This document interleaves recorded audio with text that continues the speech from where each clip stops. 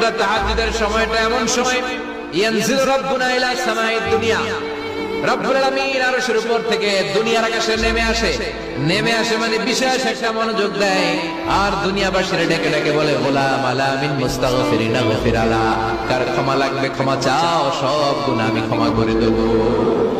আলা মিন মুস্তারজিকিনা আরজুকালা, কার কি লাগবে আমার কাছে চাও, সব আমি দিয়ে দেব। আল্লাহু আকবার।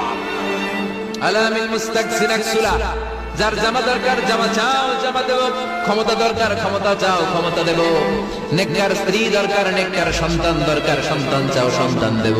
সব দেয়ার মালিক কে? কেউ যেটা পারে না পারে কে? কেউ যেটা দেয় না দেয় কে? কেউ যেটা বোঝে না বোঝে কে?